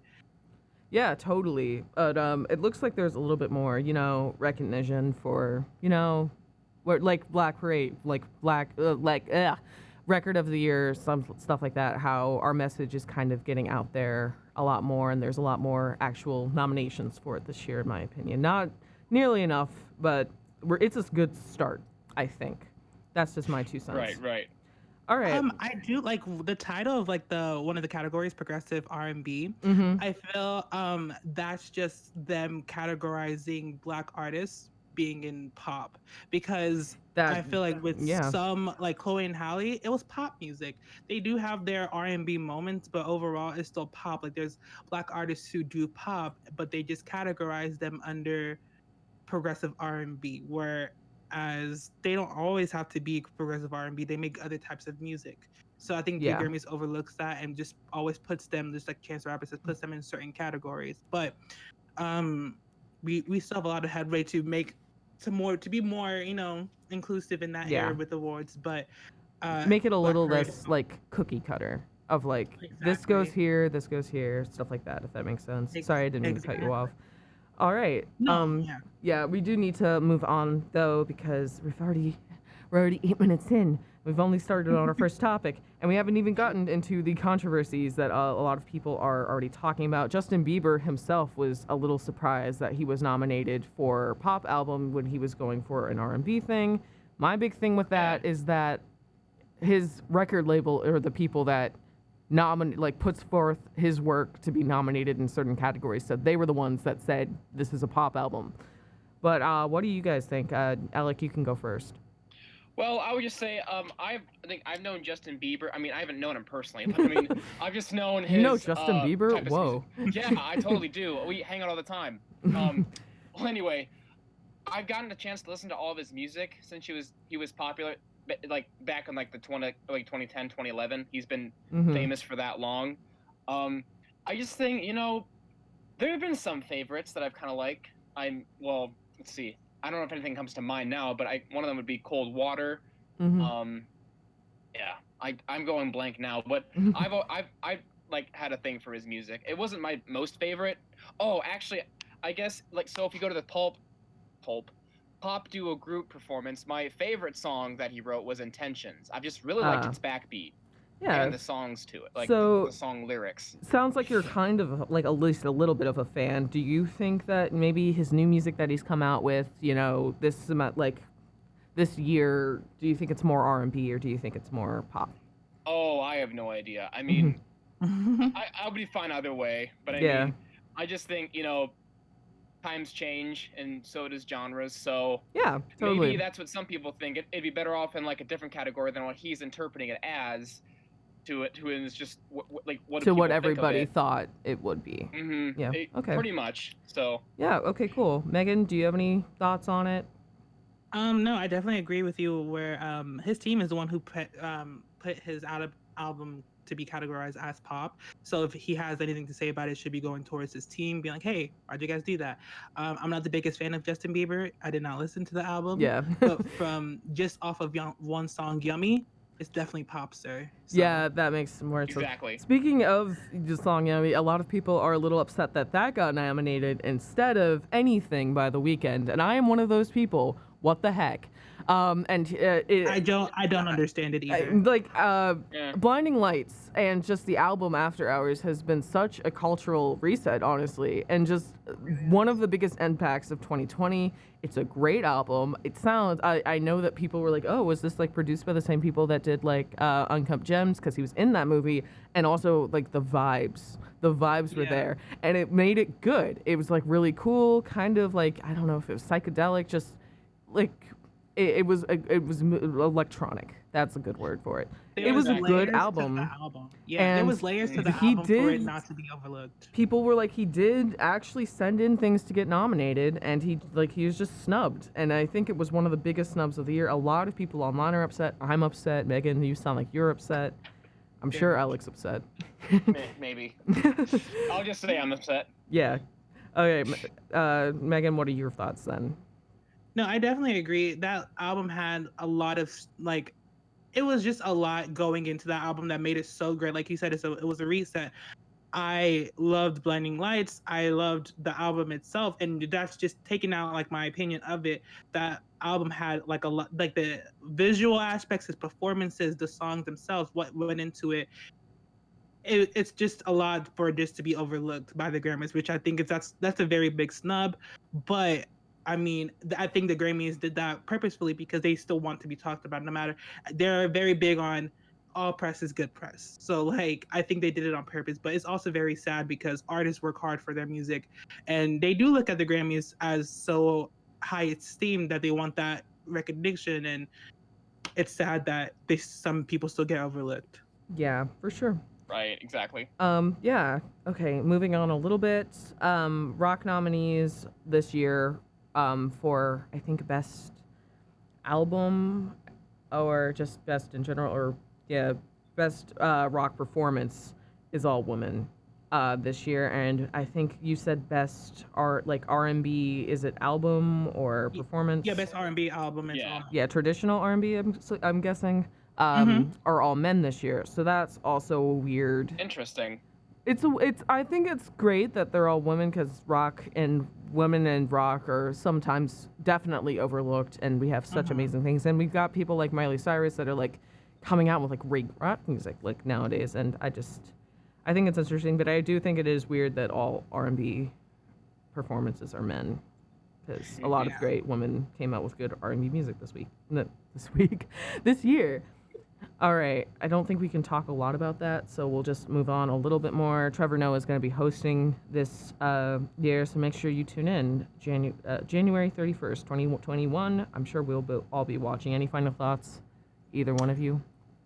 No, stay tuned, guys. All right.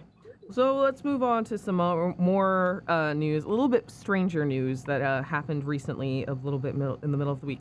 A first look was released of the new Clifford the Big Red Dog movie that is coming out in this upcoming year, 2021.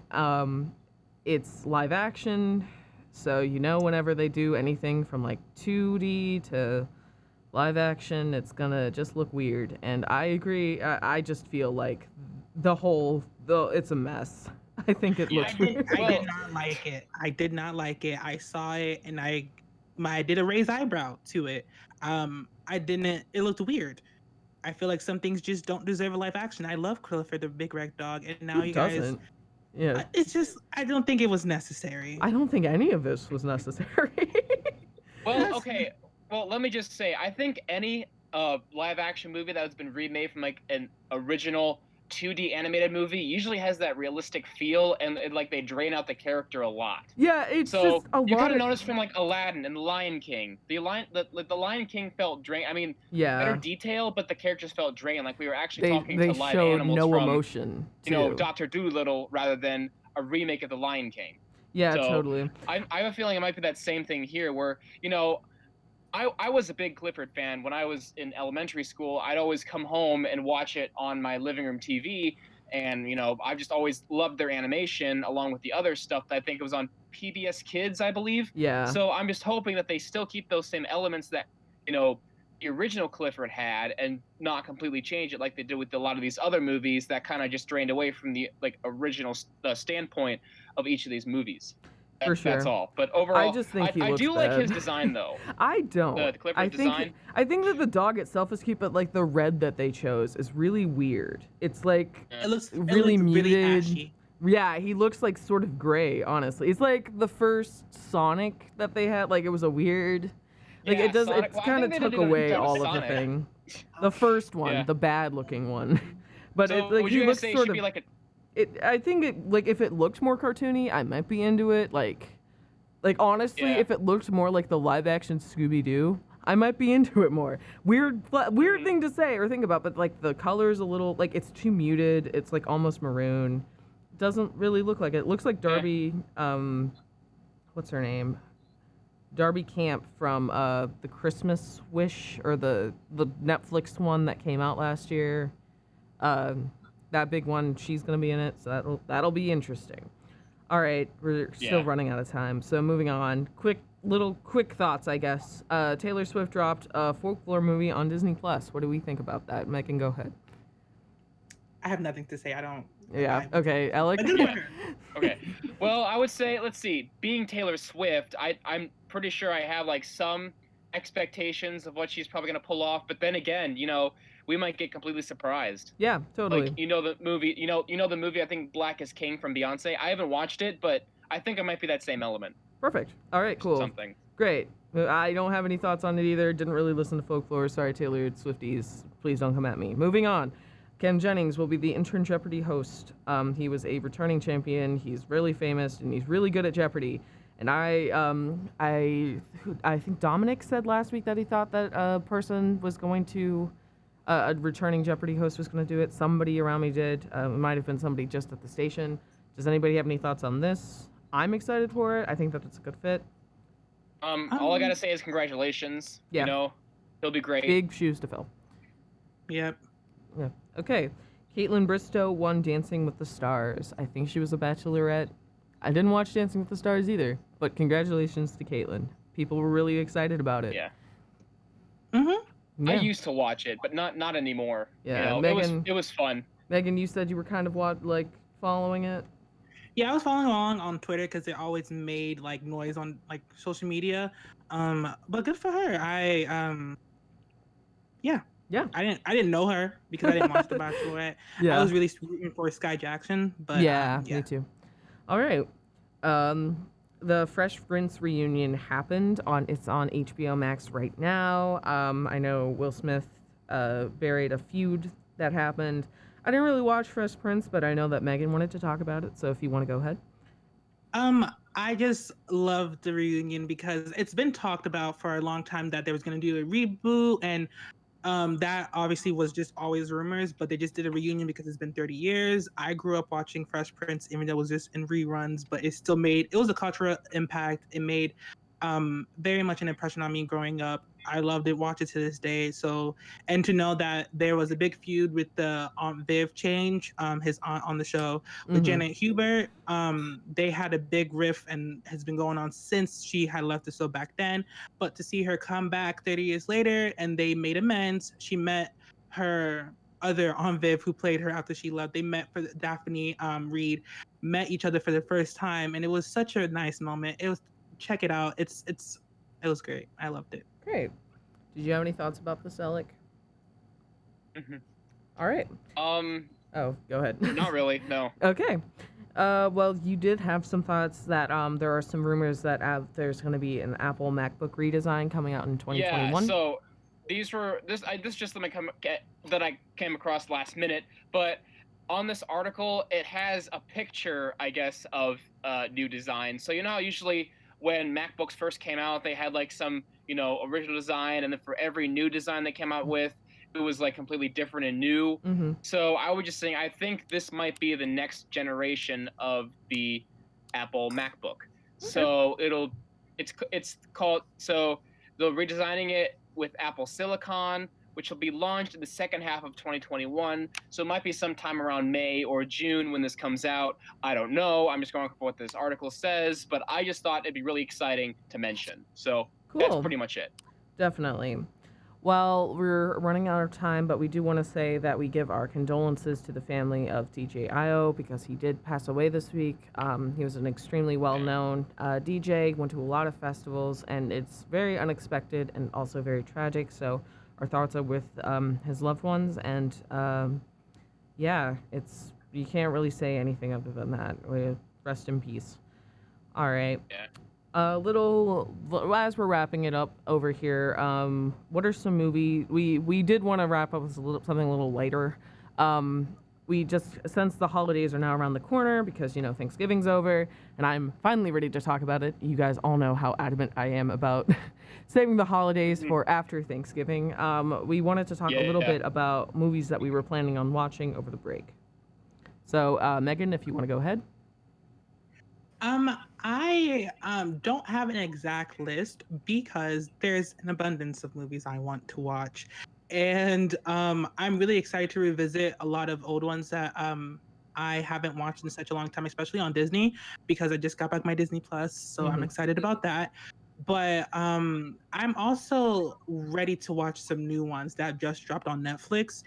So that's what I'll be doing. And you guys, I'll give my social media handle at the end. I'll be live tweeting as I'll be watching it. So then. Perfect. Elek? Well, I would just say, I don't often spend time with movies, but I would say I think that maybe if I don't end up doing anything else over the break, then maybe I could catch up with some overall old nostalgic movies, such as Harry Potter and any Marvel series, or new ones on Disney Plus, such as The Mandalorian Season 2. Now, I know we've been talking about that a lot, so I didn't want to, go too much into detail, but I'm thinking I bet you they'll have that out by the end of the holidays, and that'll be something that'll be worth catching up on. Totally. So I guess, just those things too. I haven't been a big movie buff, but, I have enjoyed a couple of classics, but hopefully if I get the chance, I'll get the chance. But no promises. Yeah. So, all right, great. Exciting stuff's coming our way. Yeah, totally. Like I said, lots of stuff. Something I always watch each year is A Christmas Story, obviously, and White Christmas. I always watch that on Christmas Day. Very old movies, but still ones I love. Some of my favorites, Home Alone, of course, too, and Elf, which are both on Disney Plus, I think. So yeah. All right. Hello, ladies and gentlemen. This is Elek, welcoming you back to more Entertainment Unzipped, where we talk about everything entertainment. Since we are getting back into the holiday spirit, I thought, hey, why not talk about something Christmassy? So today I'll be giving you a few recommendations for getting ready during the holidays and still staying safe. So to begin, we'll start with outdoor decorations. So it's usually the best to decorate when it is still warm outside, or whenever you have the time to do so. But your house is never fully dressed without Christmas lights. So now these come in all sorts of different colors, shapes, and sizes. But it is important to get something that is appeasing to the eye. There are unlimited possibilities with what you can do with Christmas lights. You could hang them on your house, strobe them in your front yard, or decorate them around a tree, and so much more. So, along with getting all of your lights all nice and sparkly, I thought an additional accessory would be inflatables. So back then, I used to be the inflatable king. For all the seasons, actually. So these guys are super easy to set up, and they're very fun to watch as they grow to full size. But the most challenging part is keeping them in position. So, I recommend that you use the strings and anchor points that are put on these inflatables in order to hold them down as the wind blows through. So after you're done outdoors, you can toast yourself up with some indoor activities. These are some of the things that you can do if you're too concerned with being outside for too long. So it's important that you get your Christmas tree up as soon as possible, so the big man knows exactly where to stop by. Also, putting stockings in front of your fireplace is always an old festive tradition that people are able to do. Is that not your style? Well, how about making gingerbread houses? You could either create them from scratch or purchase a pre-buildable one from a local store. If you're one of those people who likes to lie back for the holidays, why not catch up on some old Christmas movies? So my favorite ones include The Grinch, the one starring Jim Carrey of course, A Christmas Carol, which there are multiple representations of that one, and It's a Wonderful Life, which is about a guy who wishes he was never born. So there are others to choose from as well. Well, regardless of what you do this winter, I hope you all stay safe, healthy, and warm this winter as we head into the Christmas season. Have a happy holidays, everybody. Welcome back, everyone. You're listening to Entertainment Unzipped, where we unzip all things in entertainment news. As always, I am your host, Rachel Evans, and I have two lovely guests joining me today. Once again, we are doing it virtually. So, Elek, why don't you go ahead? Hello, my name is Elek, and I am here for the last time this semester. It's been an honor being on the entertainment team, and we have a lot to talk about this roundtable. I mean, like, Michael, usually when we have a list, it's only one screen, but this is two, so we're gonna have fun today. Yeah, all right. And Michael, you can go ahead and introduce yourself. And my name is Michael Matthews, and I'm here so I don't get fined. Okay. All right. Alrighty then. Okay. Let's get started. Elek just said, we have a lot of stuff to cover today, both with Disney Investor Day happening in the past week as well as the Game Awards. We have quite a bit to talk about, and that was only on Thursday. So we still have so much that we have to talk about throughout the week. All right. To start off, earlier this week, we're going to try to rapid fire this so we can get through the list and maybe have a little bit of conversation about some of the stuff that I just talked about. Good idea. Tiana Taylor announced that she is retiring from the music industry after feeling underappreciated. Cardi B reached out and said she was disappointed that she was hearing this because she admired her and all of that. Yeah, and it's really sad and disappointing to see, especially with, the Billboard Woman in Music Awards happening that, hip-hop women in hip-hop still feel like they're underappreciated, I think. Michael, do you have any thoughts about this? Yeah, I feel sorry for her because I feel like, just in my case alone, I don't know a single song of hers, but I know who she is. Exactly. Yeah, totally. Elek, do you have any thoughts on this? Well, I don't really know who Tiana Taylor is, but I would say that I could just tell that, I bet you it's very heartbreaking for a lot of us to have to hear or see another musician go after, a long time of work. So, wishes to Tiana and her family. Yeah. That, she's able to continue with life. Yeah, I do hope that she does she goes forward with doing all the cool stuff that she does. So yeah, cool. Moving on to some television news, One Day at a Time got canceled for the second time. First, it was let go by Netflix about a year ago, I think, and I think it went over to CBS, and they confirmed that they will not be renewing it for the second time. That was a nice little sitcom, revolving around lots of family stuff. And yeah, I didn't watch it. And a lot of people were like, yeah, I didn't watch it either. And that was probably why it was canceled. But I knew a couple of fans of the show, but they didn't even realize that it got picked up.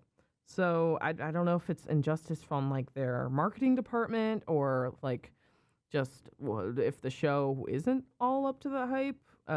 Yeah, Elek, do you have any thoughts on this?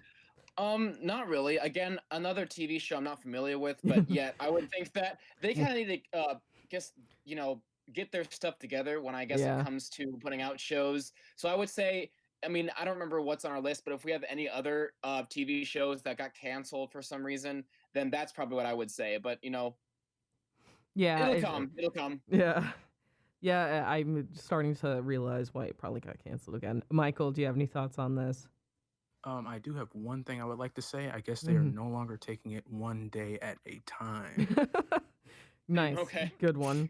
All right, cool. Some more, I guess, more exciting news on the entertainment side. Just the Spider-Man 3 cast got even bigger than it already was. A lot of the cast from past iterations of the character, like Tobey Maguire, Kirsten Dunst as Mary Jane, Andrew Garfield, other people I know, what's his name? Jamie Foxx is coming back. A lot of them have been confirmed to be appearing in Spider-Man 3. Yeah, I think it's pretty crazy. It's Emma Stone's coming back. I don't know how you're gonna do that because she died. Spoilers to the worst Spider-Man movie. Yeah, Alfred Molina. Yeah, I'm sorry. I probably butchered that name. He played Dr. Octopus. I'm sorry. Yeah, I think that it's pretty insane. I'm excited. I'm just confused as to how this is gonna fit in. Like, it might be like, oh, obviously they're gonna be Spider-Man, but like, is it obvious? Like, is that really what's gonna happen? Like, is that really what we want to happen? Are they gonna make like cameos? What do you think, Michael? I've been waiting for so long. I really am just gonna have to see it to believe it. Like, I don't believe anything that's coming out yet just because it hasn't been set in stone. So I just need to see it first. Yeah, and with COVID, everything's kind of up in the air right now. Yeah. Right. What do you think, Elek?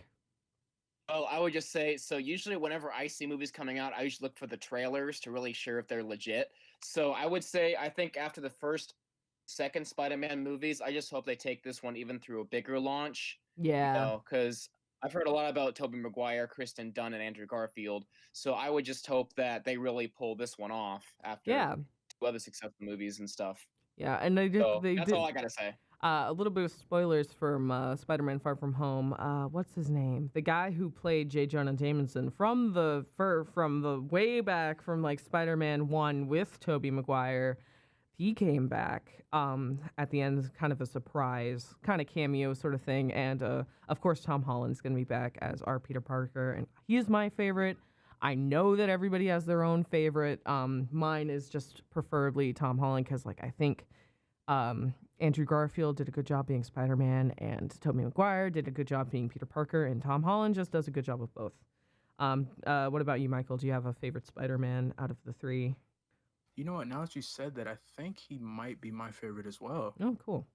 Perfect. Elek, do you have one? No, not really. I don't really watch the Spider-Man movies, so I have no clue, like zero clue. Perfect. But they sound pretty good. All right, cool. Well, moving on to some more TV news. iCarly got announced. It was announced that iCarly is going to get a revival with all of the original cast, like Miranda Cosgrove and Jerry Trainer, as well as Nick and Cress and Jeanette McCurdy. It's going to be on Paramount Plus, I think. Not a lot of information was given. It's probably still up in the air with all the works, but I think that out of all the revivals, it was one that I wasn't really expecting, but I'm not really upset about it. What do you think, Elek? Again, iCarly, I would just say, I guess another reality TV show. I wouldn't really know much about the revival, but again, can't be disappointed. Yeah, Still true. sounds good. I wish the best of luck to that. Yeah, cool. Michael, do you have any thoughts So on one this? of, yeah, iCarly's one of my favorite shows growing up. Mm-hmm. Honestly, like me and my sister would always watch it after school and things like that. But I was not necessarily looking forward to a reboot, but I'm not against it, like you're saying, Rachel. Yeah, it's like a nice surprise, but like it's like okay, cool. I got like a lottery ticket for Christmas. Like neat. I can like it's like if I win, cool. If I lose, oh well. Like I didn't like spend any money on it, but yeah. So we're gonna just move on over to Disney's Investor Day biggest drops are the ones that we wanted to talk about the most. Disney Investor Day is basically them just going on saying, these are all the things that we have planned in the future. It's like D23, I guess, but it was more virtual because, D23 wasn't really a thing this year.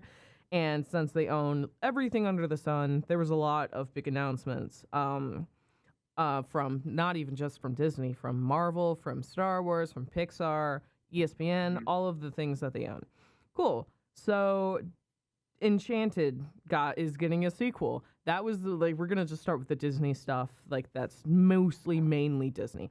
Enchanted said that they were going to be getting a sequel. It's going to be called Disenchanted. Amy Adams will be coming back as Giselle. I'm really, really excited about this because Enchanted is one of my favorite Disney movies of all time. It is hilarious. The music is amazing, and I love Amy Adams so much. So I don't know if I'm excited for the sequel. I was like, wow, it's like a really great standalone movie, Enchanted. And I will say that like I am happy that a lot of it is like there's a period of sequels where like this is just because the last one was successful, so we have to make a sequel to make more money.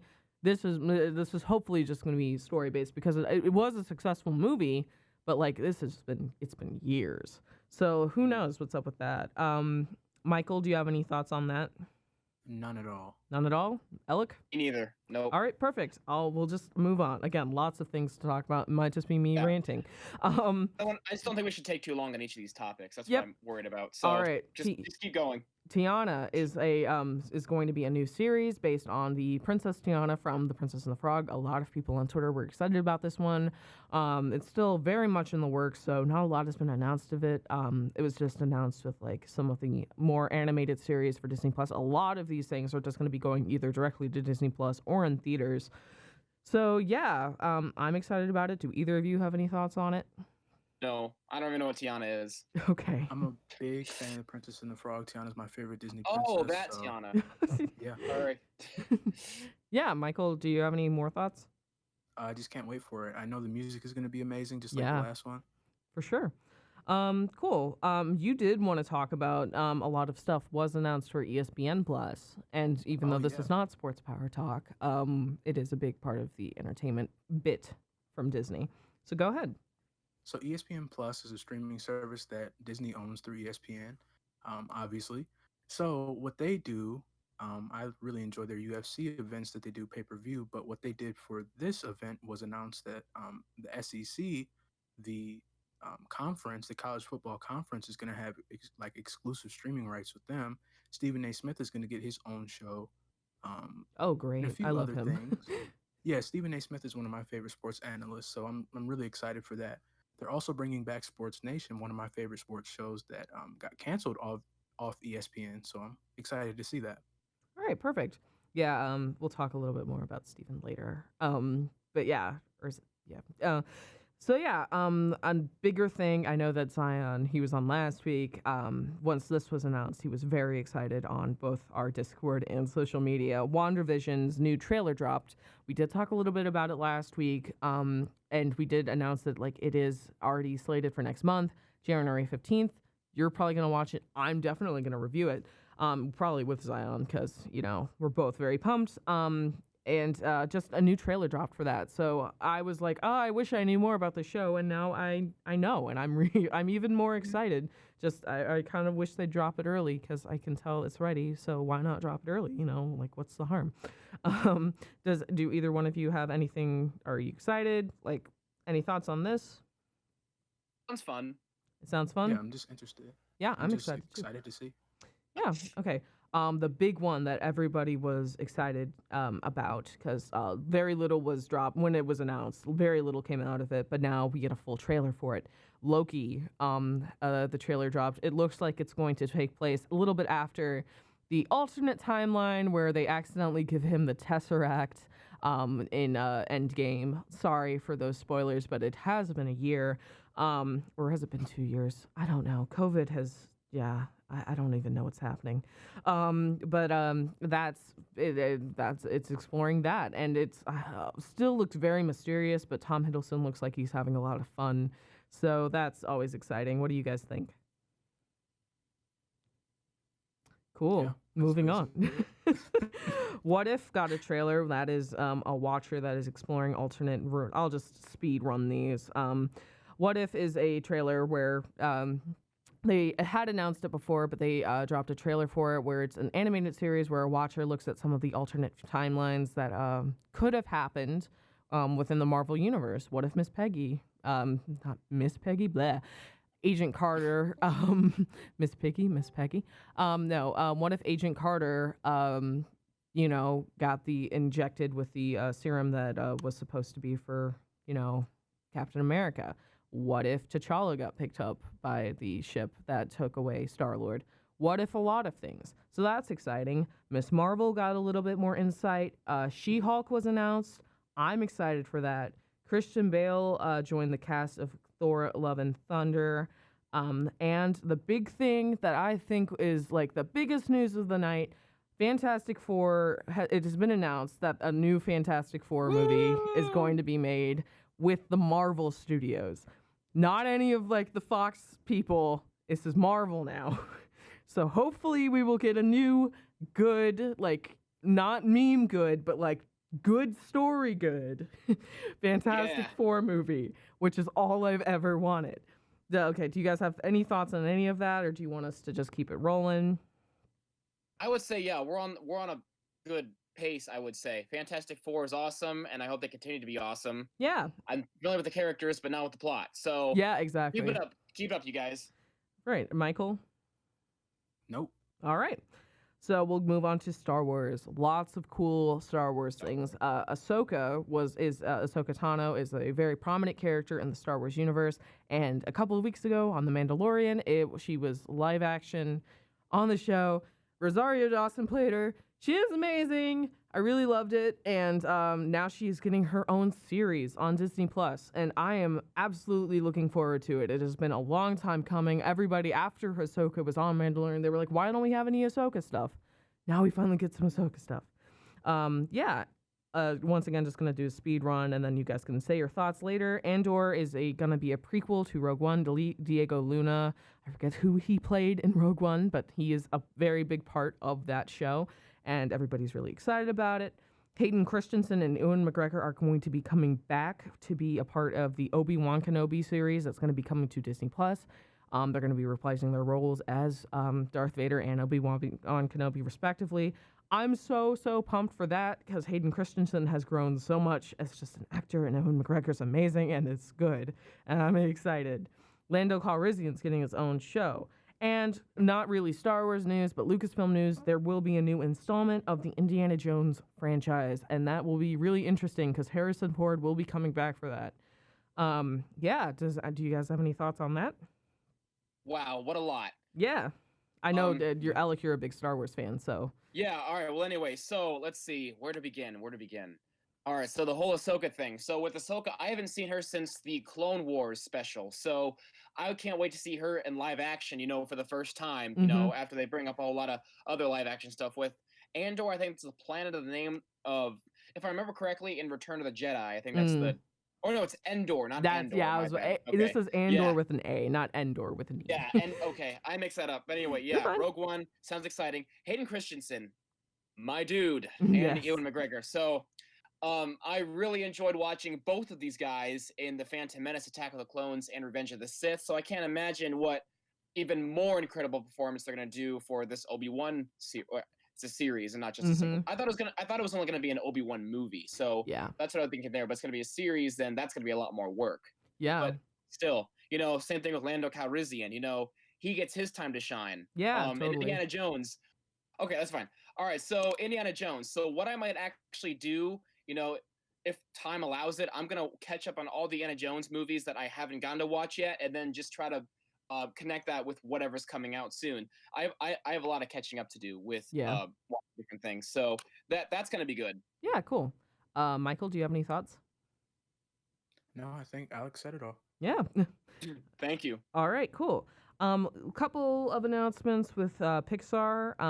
One of the bigger things I'm excited about, Dami Shi, who directed Bao, the short film in front of Incredibles 2 that was Oscar winning, and she's just amazing and a great artist. She's going to be directing her first feature film with Pixar, Turning Red, which is about a small girl who, whenever she gets too excited, she turns into a giant red panda. And the title card for it looks adorable. And I am really excited to watch it. She seems really excited to be a part of it. And then the last big thing from Pixar is the movie Lightyear, which is about, from what I understand, it is not a Toy Story film, but it is actually just a film about the Buzz Lightyear character that the toy that is in Toy Story is based off of. And I know that they did a whole show with Buzz Lightyear back on the Disney Channel forever ago that was animated. And I know he has his own canon, his own big canon, with like Zurg and stuff and the Space Rangers and the aliens. So I'm really excited to play it, to watch it. But most importantly, who's playing him is not going to be Tim Allen, but it's actually going to be Chris Evans. So that's really exciting. I wonder why not Tim Allen. I also wonder why not. Yeah. Yeah.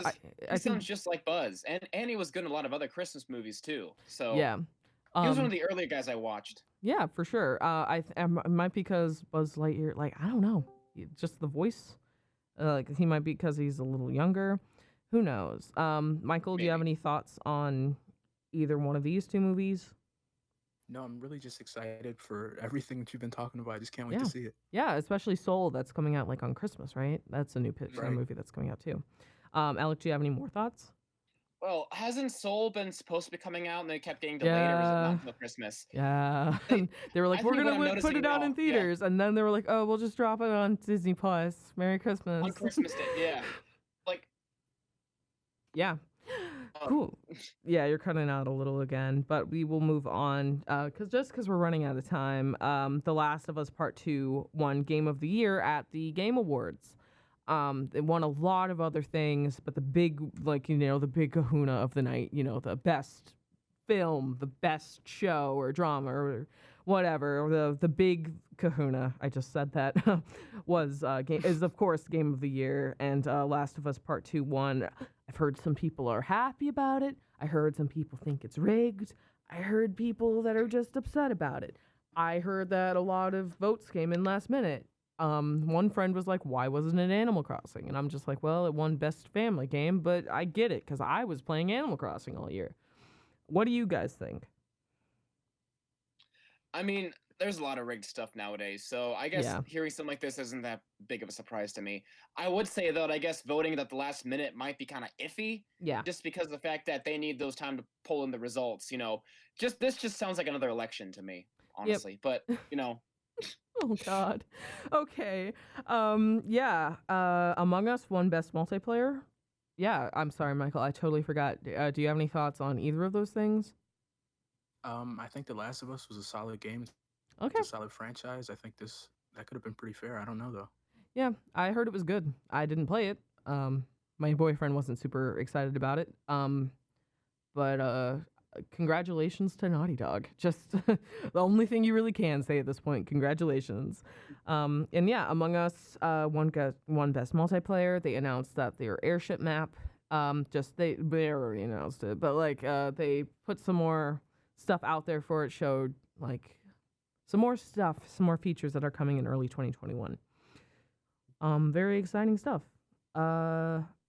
Some more news. Master Chief is now a character in Fortnite. I don't play Fortnite. That's about all I can really say about that. Mm-hmm. Michael, you said that some Walking Dead characters will also be joining? I believe they're going to have Michonne and Daryl. Please correct me if I'm wrong. I believe they're going to be added later on this last year or the start of next year. I couldn't tell you if you were wrong, so I'm just going to assume you're okay. right. Me too. Do your own research, folks. I'm sorry. Yeah, Elek, any thoughts? Nope, not really. All right, cool. Sephiroth has been announced for Smash, and everybody lost their minds. I didn't play Final Fantasy, but I am excited. I was just like, wow, he's hot. But that's not important.